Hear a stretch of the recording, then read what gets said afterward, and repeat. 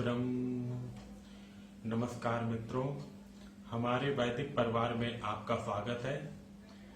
श्री वेद भाष्यकार श्री स्वामी शरण जी के मुख से वेद मंत्रों की सरल और प्रमाणिक व्याख्या सुनने के लिए हमारे YouTube चैनल को अधिक से अधिक लोगों तक पहुंचाएं, सब्सक्राइब करें, जिससे वेदों का प्रकाश घर घर तक पहुंच सके।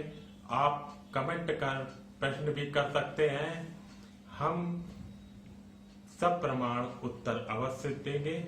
घर घर वेद मंदिर स्थापना अभियान में जुड़कर हमें सहयोग प्रदान करें। हमारा वेद भाष्य, वेदायन और अन्य वैदिक साहित्य घर बैठे प्राप्त करने के लिए आदेश करें।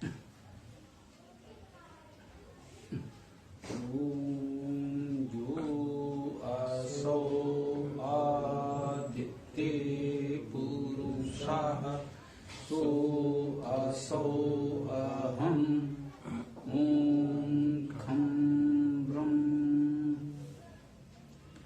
ऋग्वेद का इंद्र सूक्त मंत्र।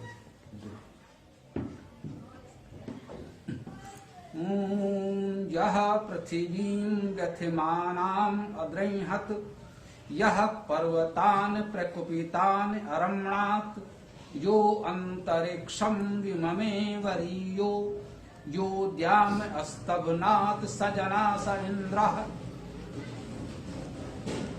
इंद्र क्या है, इसकी चर्चा इस इंद्र सूक्त में की जा रही है। जिन्होंने व्यथित भूमि को कर दिया दृढ़, जिन्होंने प्रकोपित हुए गिरि रमाये, जिन्होंने रचा अंतरिक्षं वरीयः, देव को संभाला वही इंद्र लोगों ने निवेदन किया है। इंद्र शब्द का अर्थ परमेश्वर है। यदि परमेश्वर ये धातु है, यदि धातु का अर्थ ही है परम ऐश्वर्य होना। जो परम ऐश्वर्यवान है वह परमेश्वर इंद्र कहा जा रहा है। तो इस सूक्त की चर्चा से इंद्र के संदर्भ में सभी भ्रम दूर हो जाने चाहिए कि वह कुछ देवों का राजा है, मानसून है, बादल है, आदि आदि। क्या बता रहे हैं कि वे कौन है? यह जो पृथ्वी को व्यथमान पृथ्वी को, जो पृथ्वी व्यथित है, उस व्यथित पृथ्वी को अद्रंहत दृढ़ कर रहा है। इस पृथ्वी को दृढ़ता उसने प्रदान की। हम सब जानते हैं जब इस पृथ्वी का सृजन हुआ तो वह सूर्य का अंश और सूर्य की तरह ही तपता हुआ आग का गोला उसी रूप में था। धीरे धीरे पृथ्वी शीतल हुई, कठोर हुई, जल और भूमि स्थल अस्तित्व में आए, पर्वत महासागर अस्तित्व में आए। तो ये काव्यात्मक शैली है, हम बता रहे हैं कि ये सब कुछ उसी परमेश्वर ने तो किया। अध्यात्म में जब हम परमेश्वर को एक इस तरह का प्रतीक मान लेते हैं तो ये तो हम मानते हैं कि प्रकृति में जो कुछ हो रहा है प्रकृति के नियमों के तहत हो रहा है। इस प्रकृति के नियमों के संपूर्ण समुच्चय को वेद में ऋत कहा गया है।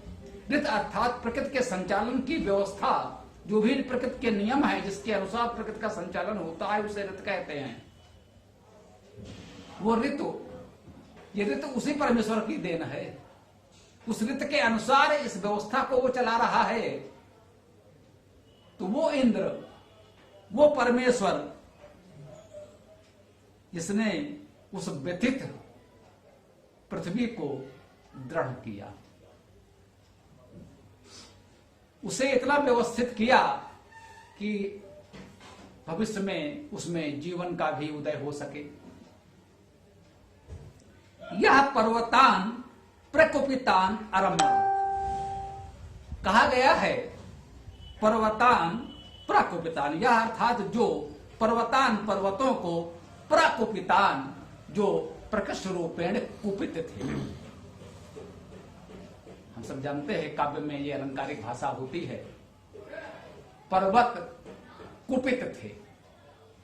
आज भी हम देखते हैं पर्वतों पर हिमस्खलन, भूस्खलन जैसी घटनाएं होती रहती हैं।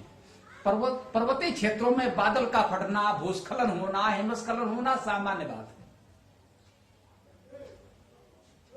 बहुधा वहां जाने वाले जो अन्य क्षेत्रों से जाते हैं, जो वहां रहते हैं, वो तो उसके अभ्यस्त है, वो जानते हैं ये तो यहां होता ही है। लेकिन दूर से जाने वालों को ऐसा लगता है कि भाई प्रकृति प्रकोपित हो गई, प्रकोपित है, ये भाई हमारे साथ ऐसा क्यों हो रहा है, अचानक ऐसा क्या हो गया। वहां के लोग तो जानते हैं। पत्रकार जीवन में एक बार सेना प्रमुख हम लोगों को ले गए उस क्षेत्र में, वहीं के वो रहने वाले थे।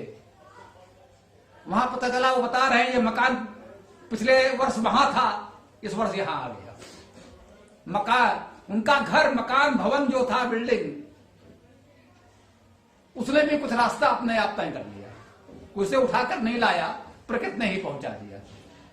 भूस्खलन कुछ इस तरह से हुआ का पूरा मकान आ गया, थोड़ा बहुत जो उसमें क्षति हुई होगी उसकी ठीक कर लिया गया, वो रह रहे हैं अभी। यहां यह आश्चर्य है, चमत्कार है, लेकिन प्रकृति के चमत्कार होते रहते हैं उसकी सामान्य प्रक्रिया के तहत। परंतु उन सब का मूल स्रोत हम परमेश्वर को मानते हैं, इसलिए कह रहे हैं यह पर्वतान प्रकुपितान अरम्य। इतने विक्षुब्ध प्रकोपित पर्वतों को भी वो इतना सुंदर स्वरूप देता है कि लोग पर्वतीय क्षेत्रों में जाते हैं, मन को अधिक आनंद प्रसन्नता मिलेगी। पर्वतीय क्षेत्रों में ही देवलोक, पृथ्वी का स्वर्ग हम खोजते हैं, मानते हैं, अनुभव करते हैं। तो वो पर्वतीय क्षेत्र जो अक्सर इतने प्रकुप्त भी होते हैं, प्रकोपित होते हैं कि जहां बादल का फटना, भूस्खलन होना सामान्य बात है, वहीं पर वो प्रकृति का सौंदर्य भी चरम पर है, जहां मन रम जाता है। अरम्य, रमा दिया, उन पर्वतों को इतना सुंदर बना दिया, रमा दिया, जहां जाकर हमारा मन रमता है, हम वहां जाना चाहते हैं। ये प्रकृति का सौंदर्य उस परमेश्वर ने हमें दिया। यो अंतरिक्षम विममे वरीयो, यो जो अंतरिक्षम, अंतरिक्ष को, विममे, ये शब्द रोचक है समझने में। विममे मा धातु है, मान करना। वि उपसर्ग है, विशेष रूप से विमान करना, विमान शब्द बना। विमान शब्द का अर्थ हुआ विशेष मान। जैसा कि हमने कहा है कि वेद में शब्द आ जाते हैं, उपसर्ग प्रत्यय के बिना भी वो मूल अर्थ देते हैं। अब आज की भाषा में, लोक भाषा में हम लोगों को उपसर्ग प्रत्यय के इतने अभ्यस्त हो गए हैं कि उसके बिना अर्थ समझ में नहीं आता। उपसर्ग बदल जाए तो अर्थ समझ में नहीं आता, लेकिन वेद के लोगों को इतना अभ्यास होता है, उन्हें समझना पड़ता है।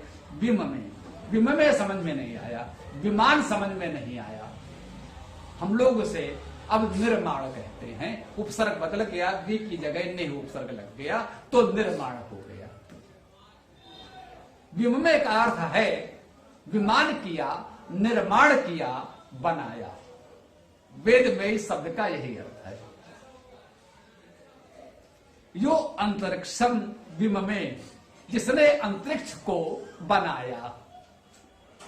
वरीयो, जो वर्णीय है, श्रेष्ठ है। जो वर्णीय है उसी को तो हम श्रेष्ठ कहते हैं, जो श्रेष्ठ है उसी का तो वर्ण करते हैं, इसलिए वर्णीय को हम श्रेष्ठ भी कहते हैं। उसने अंतरिक्ष को भी वर्ण करने योग्य बना दिया। अंतरिक्ष क्या है? अंता इक्षते इति अंतरिक्ष। जिसके भीतर हम देख सकते हैं। ये पृथ्वी के आर पार नहीं देख सकते। जो ठोस वस्तुएं हैं उनमें इस तरह से हम नहीं देख सकते। अंतरिक्ष में हम बहुत दूर तक देख सकते हैं, वो अंतरिक्ष है। पारिभाषिक शब्द के रूप में ऐसा हमने अनुभव किया है, इस मंत्र में भी दिखेगा।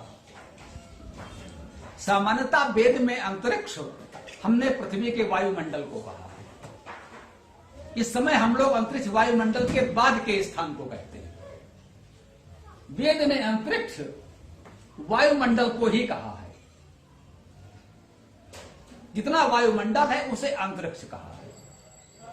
उसमें हमें सब कुछ दिखता तो है, जो हमारे सीमाओं में भी है, पकड़ में है, उपयोगिता में है, वो अंतरिक्ष है। जहां तक हम वास्तव में व्यवहारिक रूप से देख पाते हैं, इसका कुछ उपयोग कर पाते हैं, जहां तक पक्षी उड़ते हैं, जहां तक हम और कुछ गतिविधियां एक सीमा तक कर सकते हैं, उसे वेद ने अंतरिक्ष कहा है।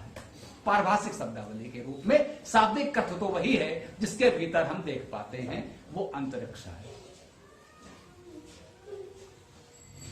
यो अंतरिक्षम विममे वरियो, जिसने इस वर्णीय अंतरिक्ष का निर्माण किया, बनाया। यो द्याम अस्तवनाथ, द्याम यो अर्थात जो, द्याम द्यू अभिगमने धातु है, आगे जाना, अग्रगामी होना। द्युत प्रकाशने धातु है, प्रकाश होना, चमकना। द्याम अर्थात द्युलोक भी कहा जाता है। द्यू शब्द भी आता है वेद में, उसी का से द्याम बना है, द्यू को। इसका अर्थ है द्यू को। जैसा हम जानते हैं कि वेद के शब्द संस्कृत के व्याकरण का अनुपालन नहीं करते। वेद पहले है, संस्कृत बाद में है, व्याकरण उसके भी बहुत बाद में है। उसका पालन वेद तो नहीं करेगा। वेद के अनुसार आप अपने व्याकरण ठीक कर लें, वेद को व्याकरण के अनुसार नहीं चलाया जा सकता। द्याम का अर्थ है द्यू को, जो बहुत आगे है। अग्रगामी कहा गया, अग्रसर कहा गया, अभिगमन करना, आगे जाना। अधिकतम जितना आगे हम जा सकते हैं वो द्युलोक है। जहां तक हम सोच सकते हैं, देख सकते हैं, जिसे वर्तमान में अंतरिक्ष कहा जाता है, उसे वेद में द्युलोक कहा गया है। द्युत प्रकाशने धातु है। सामान्यता वेद का अर्थ करते समय द्युत धातु को इसमें प्रमुखता दी गई। हलंतता, स्वरहीनता, इसका लोप हो गया। ये होता है वेद में, विशेष रूप से होता है, लौकिक संस्कृत में भी होता है। कभी कभी कुछ वर्णों का लोप होता है। हम जलद कहते हैं, जल देने वाला।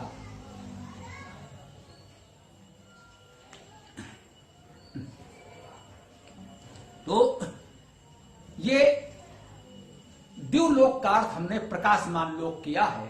सामान्यता विद्वानों ने यही अर्थ किया है, जहां सूर्य, तारे, नक्षत्र, चंद्र आदि प्रकाशमान बिंदु हमें दिखाई पड़ते हैं,